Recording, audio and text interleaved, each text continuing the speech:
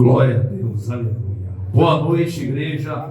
Amém. Graça, paz e misericórdia esteja convosco. Amém? Amém. Eu vou ser fiel ao tema, ao qual estava no banner. Já vou pedir para você sacar a espada da bainha e manejar comigo, abrindo em Romanos, capítulo de número 4, versículo de número 20. Podeis assentar. Enquanto você acha aí, se localiza, eu quero desde já parabenizar a igreja pela organização que foi feita aqui de forma de muita excelência, e a gente vê que o trabalho aqui foi feito com amor, e nós que congregamos também igreja, nós sabemos que uma festividade dessa demanda trabalho, demanda responsabilidade, entrega de cada um, e a gente sabe que quando é feito algo que vai contra as potestades do ar, o inimigo muitas das vezes se levanta, mas ele se levanta para cair, porque a gente vê que está sendo uma bênção essa reunião, está sendo algo poderoso e nós já podemos sentir a presença de Deus logo assim que nós entramos. Eu quero agradecer a confiança que o pastor Henrique me proporcionou a estar aqui nessa tribuna nessa noite. Conheço o pastor não muito tempo, alguns anos, mas a fama do pastor Henrique precede antes mesmo de conhecê-lo, porque é homem de Deus. Vocês estão muito bem de pastor. Eu não estou aqui bajulando, quem me conhece sabe que eu não preciso disso, mas é um grande homem de Deus, e vocês estão muito bem servidos de pastor.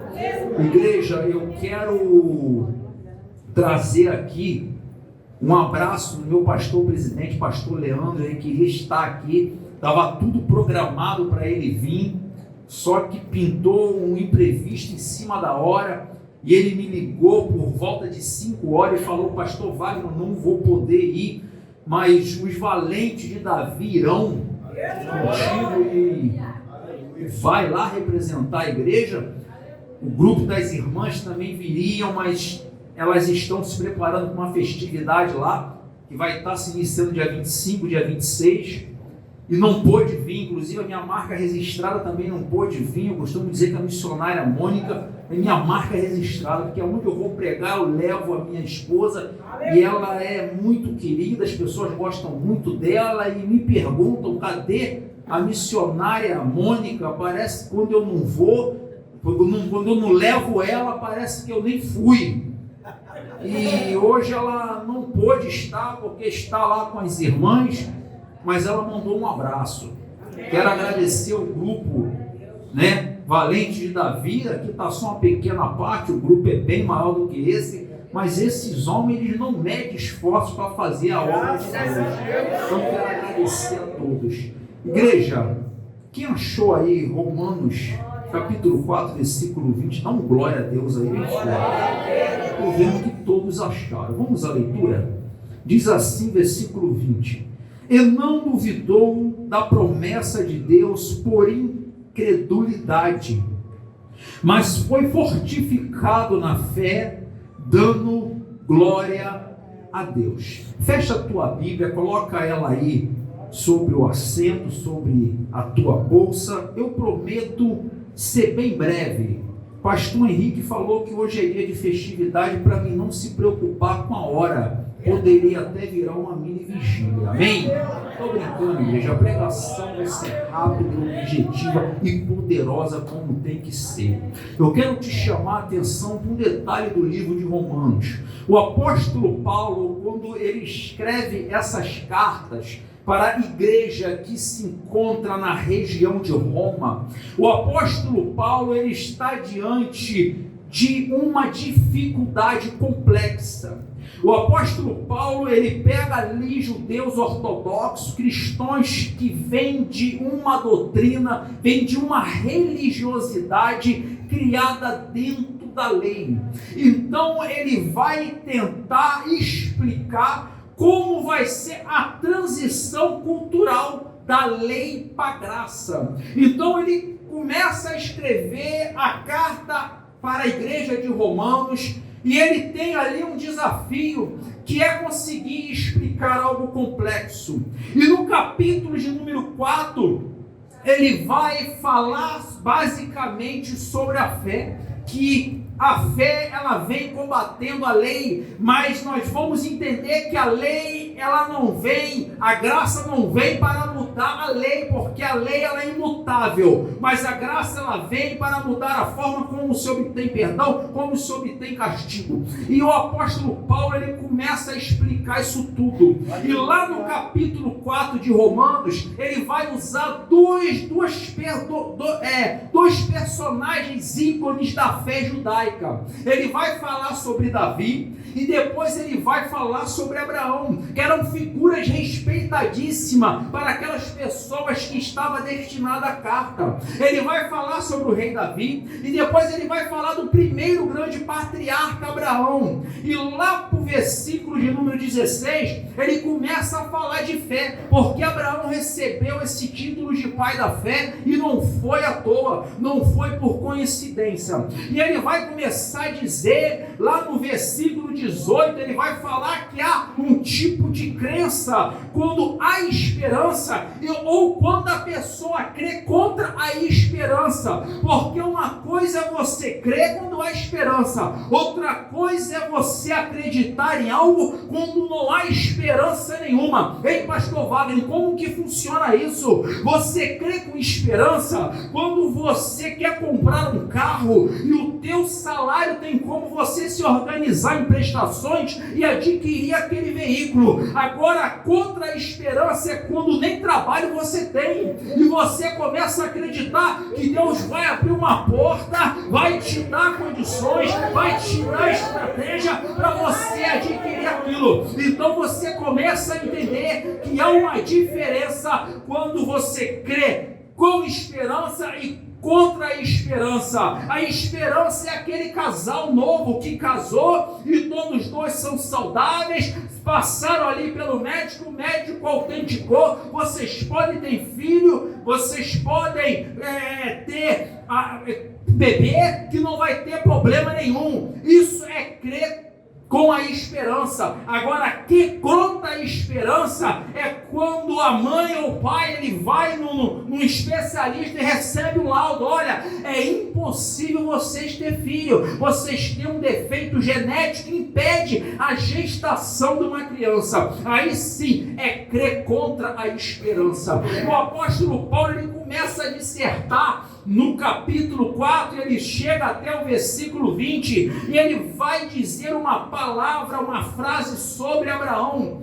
que diz assim: e não duvidou da promessa de Deus por incredulidade.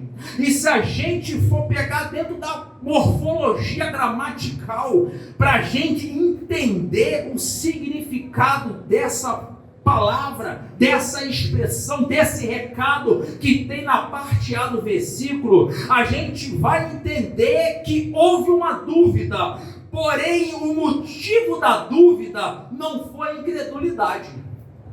Porque a frase, ela diz assim: e não duvidou da promessa de Deus por incredulidade. Eu não posso dizer que Abraão duvidou, porque a história de Abraão, que se encontra ali em Gênesis a partir do capítulo 18, não vai dizer de forma explícita que ele duvidou, mas há uma crença que Abraão, ele duvida, porque ele aceita conselho de Sara. Quando Sara diz: olha, nós não temos filho e a idade já está avançada, então pega a nossa serva Agar, a egípcia, e tenha filhos com ela. Abraão, ele aceita aquela influência. Então algumas pessoas vão conjecturar que que ali ele duvida da promessa. Outros vão dizer que não. Outros vão dizer que Abraão ele aceita o conselho de Sara por ele não entender a promessa, por ele não entender que o fruto geraria entre ele e Sara, que era fruto da mesma carne quando eles fizeram o matrimônio. Então eu quero te dizer uma coisa, eu não vou aqui pregar heresia. O texto em Gênesis não vai dizer claramente que Abraão duvidou da promessa, mas a gente fazendo uma conjectura e não rompendo a linha da conjectura, que conjectura tem limite, a gente não pode viajar, a gente vai entender que houve uma falta de comprometimento, houve um jeitinho que Sara deu. Quando a gente começa a escutar muita pregação sobre isso, as pessoas vão falar: olha, Sara, ela deu um jeito, ela tentou fazer uma forma como que Abraão tivesse um filho, uma vez que Sara era infértil. É verdade. E a infertilidade naquela época era como uma maldição. Hoje não é. Hoje a pessoa pode até dizer que é um planejamento familiar. Eu não quero ter filho. Às vezes até quer, mas não consegue. Diz: olha, eu não quero ter porque é um planejamento familiar. Um filho agora vai atrapalhar os meus projetos. Não, mas naquela época não. Aquela pessoa que não gerava, aquela pessoa que não tinha filho, era tido como amaldiçoado. Era tido como uma pessoa que não era bem vista por Deus. Agora eu quero chamar a tua atenção para um detalhe, numa coisa nessa noite. A palavra vai dizer: não duvidou da promessa de Deus por incredulidade. Então duvidou por quê? Será que ele não entendeu? Algo me chamou a atenção para essa mensagem de Abraão. Abraão talvez aceitou o conselho de Sara porque houve uma espera demorada e demasiadamente longa. Meu Deus! E quando a gente vai se debruçar sobre a escritura do rei Salomão, nós vamos encontrar Salomão dizendo que a esperança demorada, ela enfraquece o coração. E toda vez que a Bíblia fala de coração, ela não vai falar do órgão que bate dentro do seu peito, mas ela vai falar do seu homem emocional. Ei, peraí, pastor, como é que é isso? Vocês são formados por 3 coisas: corpo, alma e espírito. Então você tem corpo, você tem forma corpórea, você é o homem carnal, mas a Bíblia vai dizer que você tem alma, e você tendo alma é representada pelo seu homem emocional, e você sendo espírito, você é representado pelo seu homem espiritual. Ei, pastor, onde que você quer chegar com isso? Entenda uma coisa: você é o homem carnal, você é o homem emocional e você é o homem espiritual.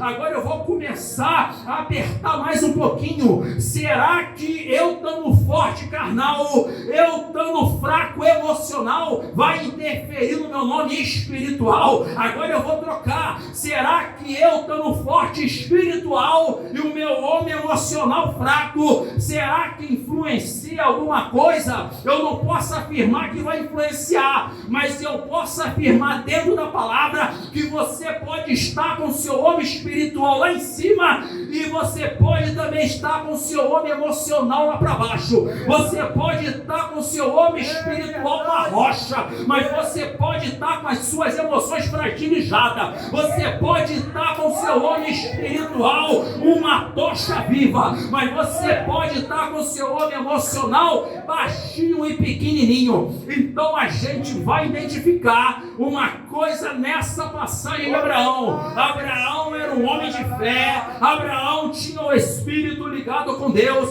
mas pela espera demorada, pelo aquilo que ele havia confiado em Deus e passado o ano, e o tempo era o pior inimigo de Abraão. Abraão via a idade chegar, via o cabelo branco da esposa, e a barriga não crescia, e aquilo foi batendo uma dúvida em seu coração. Ei, será que aquilo que Deus prometeu vai se cumprir? Será que Deus não me enganou? Será que Deus não me fez de bobo? A fé dele estava alta, mas o emocional abalado. Então eu quero te trazer uma importância para a tua vida espiritual. Abraão, ele estava numa espera, mas a espera tem um produto final, que é a necessidade. Cada um que espera por uma necessidade, espera por algo. Agora vem um recado: a tua necessidade não pode ser maior do que a tua santidade. A tua necessidade não pode ser maior do que a tua aliança com Deus.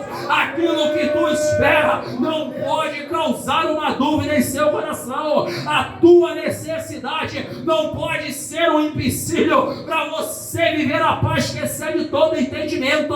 Não deixa a tua necessidade se transformar numa armadilha para você apostatar da fé. Não deixa a tua necessidade perturbar o teu coração para que você perca a esperança da vida eterna. Não deixa que o que está faltando na tua vida seja uma pedra de tropeço na tua caminhada. Não deixa, não dá munição para o inimigo para te fuzilar, mas olha para os altos, olha para Deus que fez o céu e que fez a terra. Eu sei que pode estar doendo, eu sei que pode estar complicado, mas o teu Redentor vive e ele se levantará ao seu favor.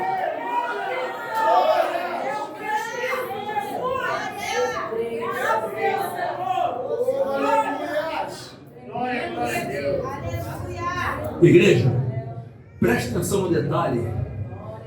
No livro de Jó vai falar sobre um embate bíblico, aonde Deus ele confronta Satanás.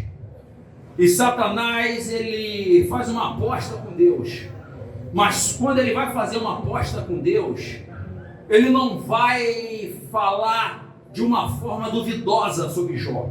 Ele não vai falar: toca no que Jó tem, que Jó provavelmente te negará, ou talvez te negará. Toque no que Jó tem, que talvez ele te negue. Não, não é assim. Quando Satanás ele vai falar de Jó, ele faz uma afirmação. Ele é categórico naquela afirmação que ele faz. Ele vira para Deus e fala: toca no que Jó tem, que ele irá te negar.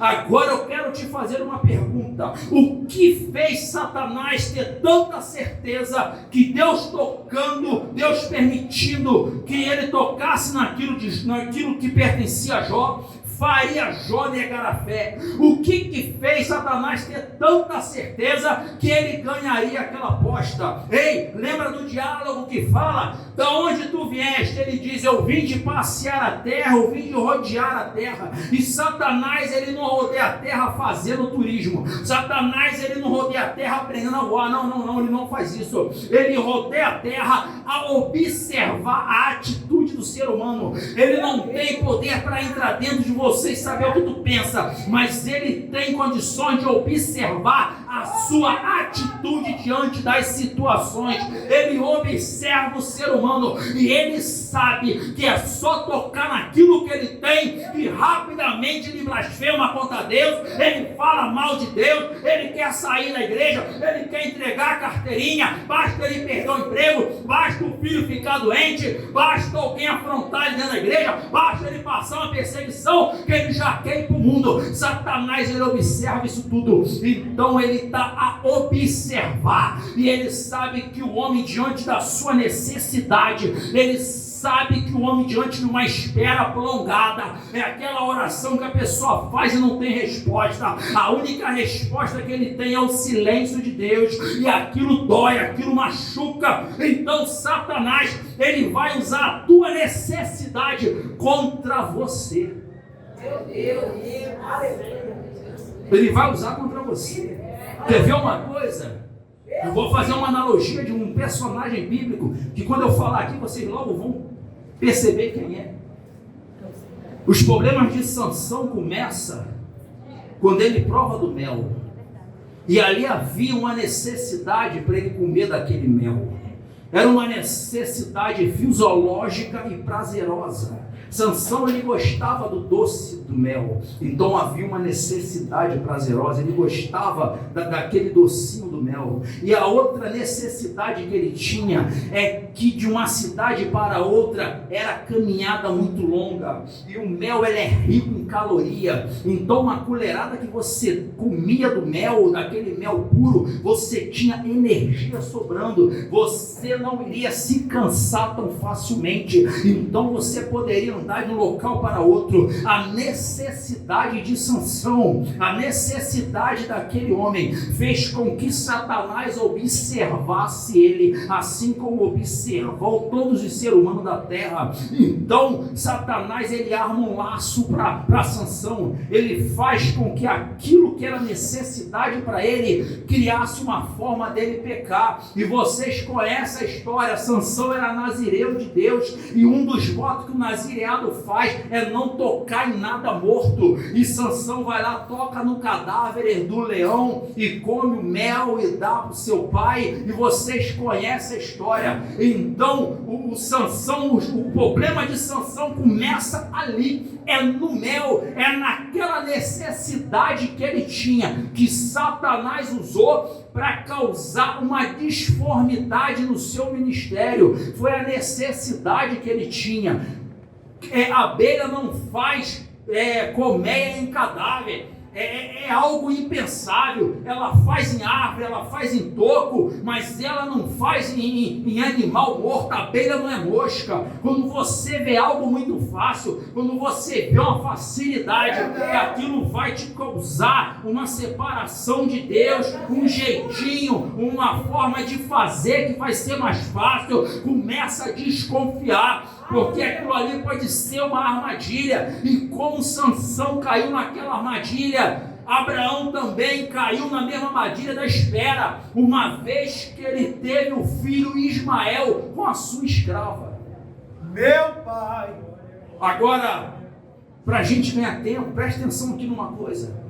No início eu falei sobre o homem emocional, que o homem emocional ele pode te fazer pecar, ele pode te trair, ele pode te sabotar. Uma vez que o teu espiritual esteja lá em cima, mas se o teu emocional não está ali acompanhando o teu espiritual, você pode até recuar. Quer ver uma coisa? Elias, quando fugiu, não querendo morrer, ele vai para o deserto, e ali Deus fala: ei, o que você está fazendo aqui, Elias? Ele vai falar: eu fiz tudo que era certo, Senhor, eu cumpri o teu mandamento, preguei a palavra, mas mataram os teus profetas, mataram o teu servo, e eu fiquei só. E aquele homem deita debaixo de um pedrozinho e deseja a morte. Uns vão falar que Elias não queria morrer, porque senão ele não fugia. Não, no momento que ele fugiu, ele não queria morrer, mas quando ele estava ali sozinho, no meio daquele deserto, no meio de nada, ele desejou a morte, sim. Agora Elias estava com seu homem espiritual lá em cima. Você não vê Elias querendo se desviar, você não vê Elias blasfemando contra Deus, mas você vai ver Elias desejando a morte. O homem emocional dele estava completamente destruído. Então Deus começa a tratar aquela depressão profunda, dá alimento para ele, dá água, dá pão, e fala: agora você vai comer e vai dormir. Ou seja, primeiro dá alimento, depois manda ele descansar, e vai falar: agora você vai andar. Então Elias ele sai daquele local, mas a gente vê que o problema permanece, porque ele entra para dentro de uma caverna, pastor Henrique, e Deus confronta Elias da mesma forma que confrontou antes, e a resposta que Elias vai dar vai ser a mesma que ele deu no início. Ele vai falar a mesma coisa, as exatas palavras: eu fiz a tua vontade, eu preguei, eu falei, eu fiz lá a festividade lá, eu vim para a igreja, eu fiz tudo que era certo, mas mataram os seus profetas, eu fiquei sozinho, e eu fiquei só. Nas duas palavras que Elias se justifica, no final ele fala: eu fiquei só. É verdade. E aquele homem se sentiu sozinho, aquele homem estava com seu homem emocional completamente destruído. Mas se eu conheço Deus, a história não vai terminar assim, não terminou. Deus vira para aquele profeta e fala: ei rapaz, sai dessa caverna agora para mim falar contigo. Levanta a tua cabeça, porque tem 7.000 que não dobraram o seu joelho a Baal. Você pensa que está sozinho, mas você não está sozinho em nada. Volta lá. Volta para onde você voltou, para onde você saiu. Lá tem um povo ainda que é fiel à minha palavra. Você pode até pensar que está sozinho nessa vida. Você pode até pensar que não tem ninguém mais para te ajudar. Você pode até pensar que não tem mais crente fiel na terra, que todo mundo é pecador, que está todo mundo no mesmo saco. Ei, não é bem assim não. Tem mulheres e mulheres de Deus que ainda pagam preço pela palavra, ainda vivem uma vida santa, ainda ora por você, ainda oferece o ombro para te carregar se precisar. Você não está sozinho não. Levanta esse homem emocional, porque Deus me trouxe aqui nessa noite para falar que o teu choro tem dia e hora para terminar. A espera pode até doer, mas ela vai acabar. O importante é você não desonrar a Deus nesse período. Não deixa que a espera seja uma carta aberta para você viver uma vida de pecado. Não é bem assim. Quando Deus quer colocar algo grande na mão de alguém, primeiro Ele prova. Você está vendo o tamanho da tua luta, é porque tu não sabe o tamanho do que Ele tem para te entregar. Ei, permanece fiel, cuida do teu homem emocional. A gente vai ver que Sansão era um homem muito forte. O Espírito Santo se apoderava daquele homem e ele conseguia fazer proeza, matava 1000 homens com uma queixada, arrancava os portões de Gaza e carregava até o cume. Mas aquele homem, ele não conseguia controlar o seu homem emocional. O seu homem espiritual poderia estar até ativo, o seu homem carnal mais ainda, mas o seu homem emocional não estava, porque as piores cadeias são ainda invisíveis. Quando ele é cercado naquela cidade, ele consegue arrancar um portão que pesava não sei quantas toneladas, mas aquele homem não consegue controlar a sua impiosidade dentro de si. Aquele homem não consegue controlar o seu desejo de pecar. Aquele homem não consegue se libertar das cadeias invisíveis que tinha dentro dele. Então quero deixar essa mensagem para vocês. Eu sei que a espera, ela dói. Se eu falar que a espera, ela é fácil, eu vou estar mentindo. Eu costumo dizer que esperar em Deus é uma arte. Ainda mais quando essa espera ela vem acompanhada do silêncio. Quando vem acompanhada do silêncio, ela não é fácil, mas ela é preciso. Vocês querem ver uma coisa? Esse ano de 2024 foi marcado por uma enchente que teve no Rio Grande do Sul. E eu estava vendo os status e estava lá a foto do cavalo, pastor, em cima de uma telha. Eu acredito que o senhor viu, muita gente viu. E no status a foto vai dizendo: quem pregou foi a maior pregação de 2024. E quem pregou não foi nem um homem, foi um animal. E quando eu li aquilo ali, eu parei, eu meditei, eu falei, realmente foi. Porque aquele animal, ele estava em uma posição terrível, ele estava tentando escapar da morte iminente. E para onde aquele animal corria, só via destruição, só via água. Então ele acha um telhado para ele se equilibrar ali em cima. Agora, aquela posição que aquele cavalo assumiu não era uma posição fácil, pastor Henrique. Não era uma posição confortável, era uma posição incômoda, porque era um local apertado, um local escorregadio. Eu creio que aquele cavalo, para ficar em pé ali 2 dias, 3 dias, ele sentiu dores terríveis, ele sentiu cãibra, porque ele queria andar, mas ele não podia, ele queria deitar, mas não tinha como. E não era só dor que aquele animal sentia, pastor, ele também sentia fome, porque não tinha alimento. Eu creio que na posição que ele estava, não tinha nem como ele beber água, e se ele bebesse, ele caía. Então aquele animal estava com dores terríveis, aquele animal estava enfraquecido pela falta de alimento. Só que não fica só aí, aquele animal estava ao relento, estava no tempo, e de dia fazia um sol tremendo, e o sol queimava as costas daquele animal, mas dali ele não podia sair, porque se ele sai dali ele morre. Então ele toma posição e pacientemente ele espera. Ei, talvez a posição que você se encontre está até te causando dor, talvez na posição que você se encontre, você se torna até uma pessoa fragilizada, talvez na posição que você esteja, está te incomodando, mas na posição que você está aqui dentro, para trás nem para dar impulso, é para frente que se anda, porque assim como a salvação, a providência chegou na vida daquele cavalo, vai chegar na tua vida também. O importante é manter posição, é ficar firme. O que é para tu fazer, tu vai fazer. O que é para Deus fazer, Ele vai fazer. Ele não vai mover um dedo do que é para tu fazer, mas a posição, quem tem que manter é você. Ei, você cristão, não se rebaixe, não deixa que nada venha minar a tua fé, venha colocar dúvida no teu coração. Eu sei que eu não estou pregando para super-homem, eu sei que eu não estou pregando para Morena na Vilha, mas eu estou pregando aqui com Deus, que eu estou pregando com o povo que está debaixo de promessa, que aquele que foi, disse que iria preparar lugar e que voltaria para buscar cada um, para morar com ele para sempre. Essa é a maior promessa, essa é a maior vitória do crente, é aquele que foi e que vai voltar, e na sua mão tem um galardão para dar segundo aquele a sua obra. Pastor, eu estou escutando essa mensagem e talvez em algum momento da minha vida eu não soube esperar, eu me precipitei, e como foi com Abraão e também aconteceu comigo, eu quis dar um jeitinho, eu fiz tudo errado.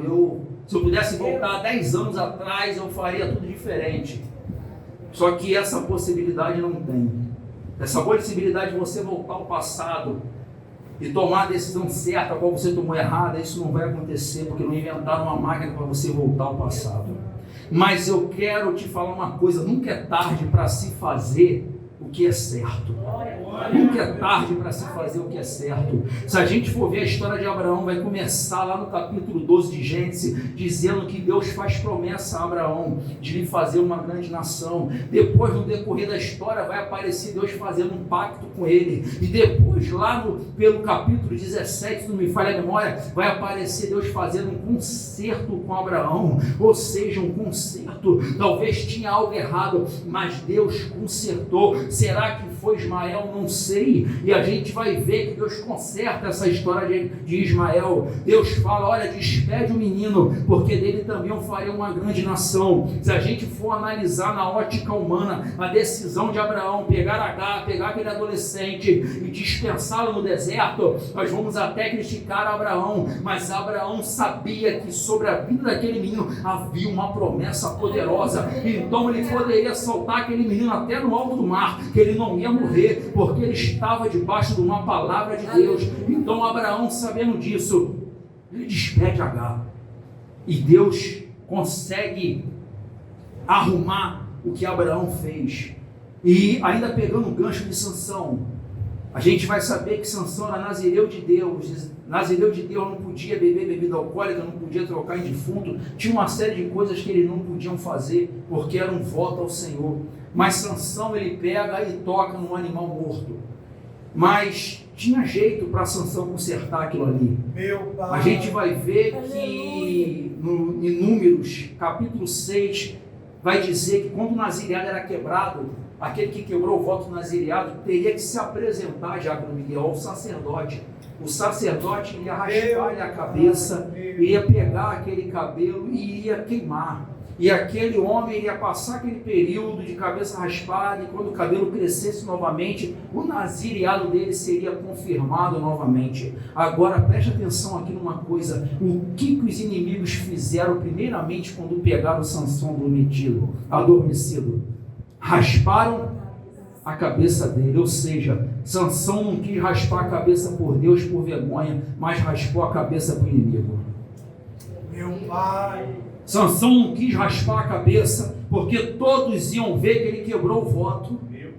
Sansão não quis descer para Deus, mas desceu para o inimigo. Aquele homem que não quer se humilhar para Deus, vai se humilhar diante do inimigo lá fora, porque aqui dentro Deus te guarda de tudo, mas lá fora tu é um prato cheio na boca do diabo. É melhor descer para Deus aqui dentro do que descer para o inimigo lá fora. É melhor raspar a cabeça aqui dentro para Deus do que raspar a cabeça para o inimigo lá fora. Ei, não importa o que tu fez no teu passado, não importa se a decisão foi errada, não importa se você não soube esperar, o negócio é aqui e agora. Há tempo. Se a vida é esperança, e para fazer o que é certo nunca é tarde demais. Refaça o voto com Deus, refaça pacto, refaça aliança. Não faça igual Sansão, que esperou ser pego para o inimigo para raspar a cabeça. É melhor raspar a cabeça diante do sacerdote do que raspar a cabeça diante dos filisteus.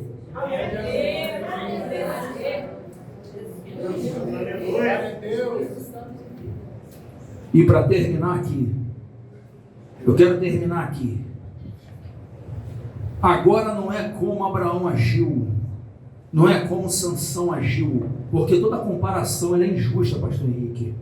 Porque as emoções são diferentes, as experiências são diferentes, a época é diferente. Então eu não gosto de comparar nada. Eu não quero comparar você com Abraão, porque Abraão foi um homem que escutou uma promessa diretamente de Deus. E talvez você esteja aqui nessa noite, já é crente há muitos anos e nunca escutou Deus falar contigo. Talvez você veio num culto como esse, não sentiu um arrepio, não sentiu nada. Então eu não posso te comparar a Abraão, eu não posso te comparar a Sansão, que teve o seu nascimento anunciado pelo anjo. É por isso que eu falo que toda comparação é injusta. Agora você vai fazer uma análise da tua vida. Agora é com você e Deus, e agora não faça desse culto como mais um que você veio e voltou para casa. Agora faz dele um diferencial, faz dele um diferencial diante de Deus. Faça essa festividade ficar marcada na tua vida. Não faça como Abraão fez, não faça como Sansão fez, mas faça como você e Deus deve fazer. É uma experiência única, porque a experiência com Deus é individual. Faça algo com Deus hoje que tu nunca fez com Ele. Faça um pacto de uma aliança, se entrega para Deus, desça para Deus, saiba esperar que na hora certa o que há de vir virá. Agora eu preguei a parte A do versículo, mas eu vou deixar a parte B para vocês pregar, que foi dando glória a Deus que Abraão se fortaleceu na fé. Então levanta a tua mão para o céu, glorifica a Deus, exalte o nome de Deus, adore ao Eterno, exalte o nome de Jeová, levante a tua voz, que tu vai ser fortificado. Essa espera não vai te matar, a necessidade não vai virar armadilha, o teu homem emocional não vai te sabotar. Dá glória a Deus,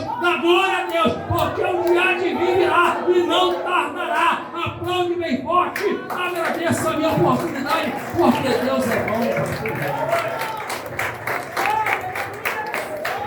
Bem, eu continuava ouvindo, se não sei você. Eu continuava ouvindo porque você estava num divã. Louvado seja Deus. O Senhor ministrando ao seu espírito, o Senhor ministrando ao seu coração. Uma das coisas, entre muitas coisas que esse homem de Deus disse, eu acredito que o Senhor quer gravar na tábua do seu coração é: espiritualmente você pode estar até bem, mas se no seu emocional você está abalado, você se torna uma presa fácil. Mas que você tenha sido encorajado pelo Espírito Santo nessa noite a se humilhar. Olha o que o homem de Deus falou agora, antes de entregar a sua oportunidade. Nazireu, o Sansão, na qualidade de um nazireu, ele deveria realmente reparar o seu altar, indo lá até a presença do sacerdote, para que a sua cabeça fosse rapada. Só que tudo foi muito rápido, e o inimigo acabou tirando dele a visão. Mas sabe por que o inimigo acabou tirando dele a visão? Porque Deus já vinha falando com Sansão há muito tempo. Deus havia usado seus pais. As situações foram acontecendo, mas ele não abriu os olhos. Porque talvez, como o homem de Deus disse, ele se sentia autossuficiente. Se coloca de pé nessa noite. Você não é um super crente, você não é Mulher Maravilha, você não é homem de aço. Mas Deus hoje te convida a renovar o pacto. Deus hoje te convida a renovar o pacto, porque Deus quer trabalhar no teu emocional. Joel capítulo 3, versículo 10, se eu não estiver equivocado, diga ao fraco: eu sou forte. Diga ao fraco: eu sou forte.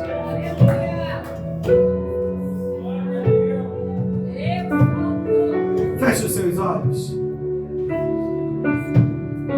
Começa a dizer para o fraco que existe em você: eu sou forte. Como é que está teu emocional? Eu vou orar em cima da palavra do profeta. Na Arábia, enquanto o homem de Deus estava ali falando, eu estava orando no meu espírito. Senhor, tu sabe quais são os meus medos? Tu sabe quais são as minhas incertezas? Tu sabe quais são as minhas preocupações? Porque o problema de Abraão não era a incredulidade dele, porque ele não era incrédulo. Ele era um homem que tinha referência de fé. Mas o problema de Abraão era as suas emoções. Porque eu não sei se você já se deu conta. Já viu como é que os nossos batimentos cardíacos, eles são representados por um gráfico? Você deve ter visto isso no hospital ou em algum filme. Que é uma batida, que é de altos e baixos. Quem está comigo, diga graças a Deus. Graças a Deus. A batida do nosso coração, ela tem esses altos e baixos. E isso denota as nossas emoções também. Tem momentos que você está fraco, tem momentos que você está forte, tem momentos que você está mais confiante, tem momentos que você não está tão confiante assim. E quando você está frágil, a probabilidade é eu e você nos tornarmos uma presa fácil. Pastor, não tem como fugir disso. Porque se quando eu estou fragilizado, eu me torno uma presa fácil, não tem como fugir disso. Eu quero dizer para você que tem. Tem. Porque Jesus, fecha os seus olhos, fica olhando para mim não, sou preto.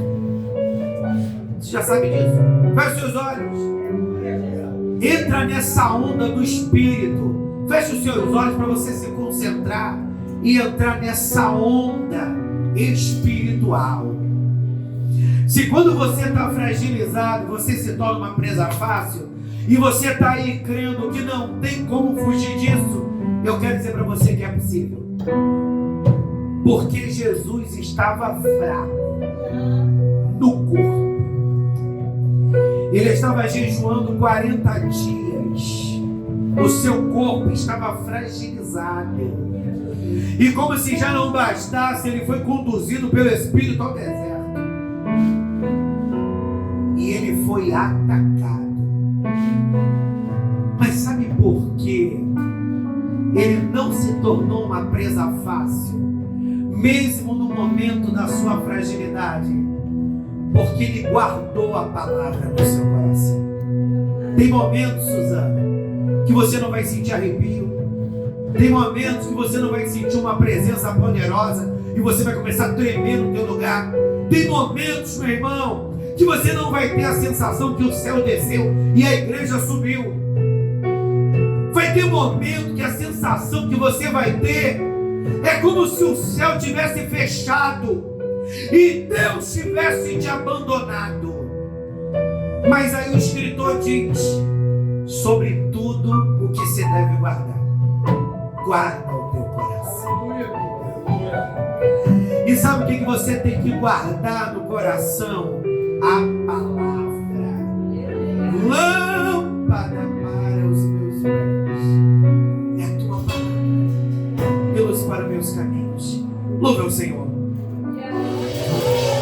Senhor, na autoridade que é no nome de Jesus Cristo, como o homem de Deus pregou, não adianta a gente estar bem espiritualmente e abalado na nossa esperança, abalado no nosso emocional.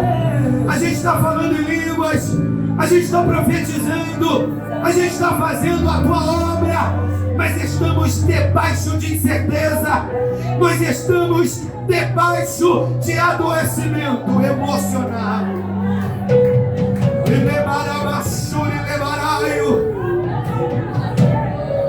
Mas eu quero te pedir, psicólogo dos psicólogos, médico dos médicos, penetra no nosso psiquismo, penetra no nosso psiquismo e começa a remover toda angústia, toda depressão, toda ansiedade, todo pesadelo, toda loucura, todo pânico, toda vontade de morrer, toda vontade de desistir, todo medo de não conseguir acordar no dia seguinte, de ter um AVC, infartar. Eleva Shuri Canarária, eleva Basuri Levarário, eleva Shuri Bequerebarabarácia. Deus, fortalece-nos,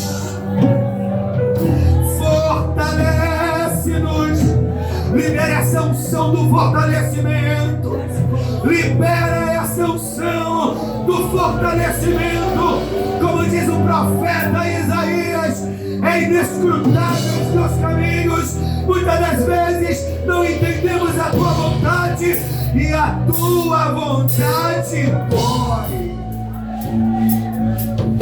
porque a tua vontade confronta a nossa vontade, mas libera esse amortecimento, libera esse amortecimento, e hoje, varão, libera o renovo, libera o renovo. Que esse homem seja renovado, que essa mulher seja renovada. Não é apenas para ele falar em línguas, não é apenas para ele dar glória alto, mas para ele acalmar, para ele acalmar, para ela acalmar.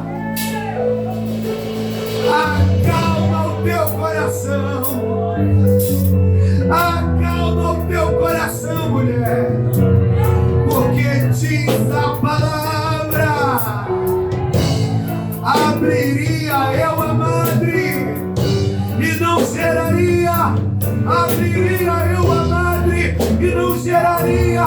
Sabe o que significa? Deus faz a promessa e Deus cumpre a promessa.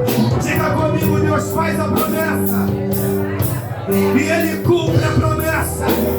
Mais uma vez, Deus faz a promessa e Ele cumpre a promessa. E na minha vida será desse jeito. Faça barulho, celebre a Deus com as suas palmas.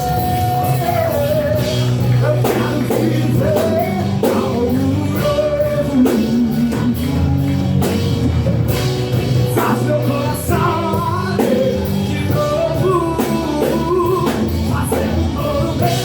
aparecer, nascendo sobre mim, o novo amanhecer. Eu quero viver.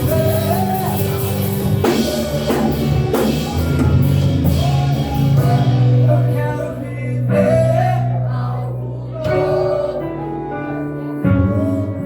Obrigado, Espírito Santo. Obrigado, Espírito Santo. Celebre a Deus com suas palmas. Se a gente deixar ver aqui, o pastor falou. Senta 1 minuto no teu lugar. 1 minuto, a gente já vai para casa. Segura a onda aí, meu irmão. Glória a Deus. 8 para as 10. Isso é horário de festa. Na Arábia.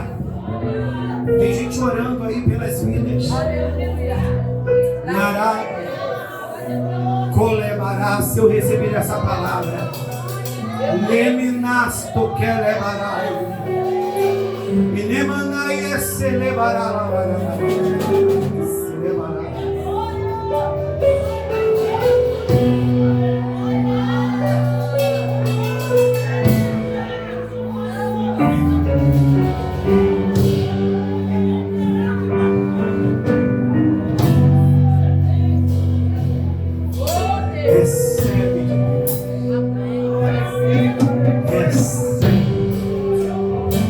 Varões valentes recebam de Deus. Teve alguns de vocês que Deus trocou vestes, e essas vestes falam de Deus chamando vocês para subirem degraus. Tem alguns varões aí, Lebarácia, que Deus vai fazer um movimento muito tremendo na vida de vocês espiritual. E Deus vai começar a usar alguns de vocês de uma maneira muito tremenda. Meu Deus, nem eu sabia que ele tinha esse potencial todo. Deixa o Senhor agir na vida de vocês. Na Arábia, porque às vezes olham pra gente e não dão nada pela gente. E de repente alguém olha pra você, ele é isso aí. Ela é isso aí. Na Arábia, mas chega uma hora que Deus libera um azeite. Como na Arabarácia. E esse azeite despedaça um jugo de medo, de insegurança, de incredulidade, de materialismo. E daqui a pouco a chave gira. Elebaraio, e uma porta espiritual se abre e tu entra numa nova dimensão, e daqui a pouco tu começa a ler muito Bíblia, daqui a pouco tu tá orando muito e você tá sentindo uma chama queimando no teu coração. Que é isso? É Deus te usando na profecia, é Deus te levantando na tua igreja para você ser um diácono de valor, um pregador de valor. Mas para onde foi aquela timidez toda? Diga ao fraco: eu sou forte. Receba o cumprimento. Deixa. Vai recebendo aí. Vai recebendo aí. Vai recebendo. Elevará baixuri que elevarás. Elemanduri elevarás. Elevaraio. Olevará baixuri elevacaia. Elevassuri elevaraio. Elevará baixuri elevarácia. Elevará baixuri elevarácia. Elevassuri elevaraio. Recebe aí. Recebe aí. Recebe aí. Recebe aí. Tu entrou de um jeito, mas tu tá saindo daqui outro. Agora é dor. Agora é dor. Levassuri levarácia. Que me levassuri levarácia. Elevarabarabassuri levarabaraio. Vai recebendo aí, pastor Wagner. Tem uma unção fresquinha que o Senhor está derramando sobre a tua vida. Homem de Deus, recebe um colírio para receber visões. Receba um colírio para receber visões. Olha aí essa unção para colocar a mão no enfermo. ele ser curado. Como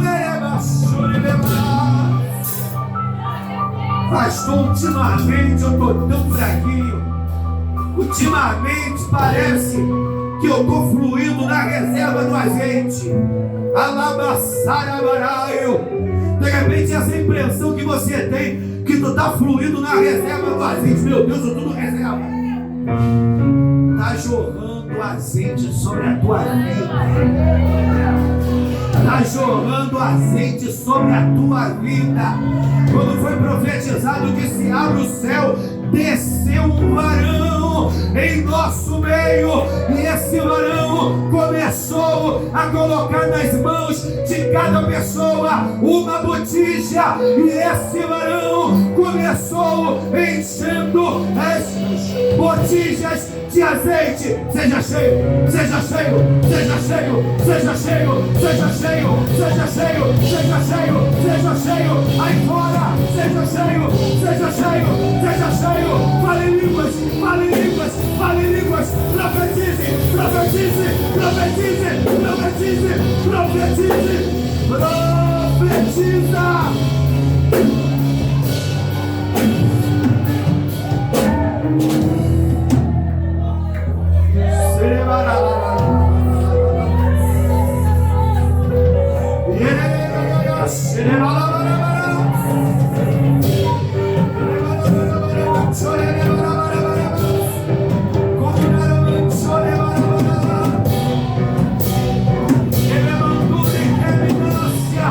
Vai recebendo aí, meu irmão. Vai recebendo. Senhor, toca na vida desses. Navegue nesse oceano do Espírito. Deus, muito obrigado, Senhor. Muito obrigado, Senhor, por tudo que a gente experimentou nessa noite. A gente está indo para casa agora, Pai, com esse gosto de quero mais. Eu acredito que tudo isso é prova do seu cuidado para com cada um nesta casa. Tu sabe como cada um aqui entrou, que o Senhor preparou justamente aquilo que a gente precisava receber. Toma o nosso retorno para casa, Pai. Toma nas tuas mãos o dia de amanhã. Que o Senhor nos dê um dia frutífero e que consigamos chegar aqui na tua casa amanhã. Toma nas tuas mãos o encerramento de domingo. Muito obrigado, Pai, pela vida do pastor Wagner e estes varões que vieram desta congregação, co-irmão, nos dá o privilégio de nos servir com aquilo que eles têm do Senhor. Nós recebemos da vida destes varões e nós acreditamos que esta noite também foi impactante para a vida deles, porque quando a gente dá, a gente recebe. E eu creio, Pai, que eles também receberão da tua parte.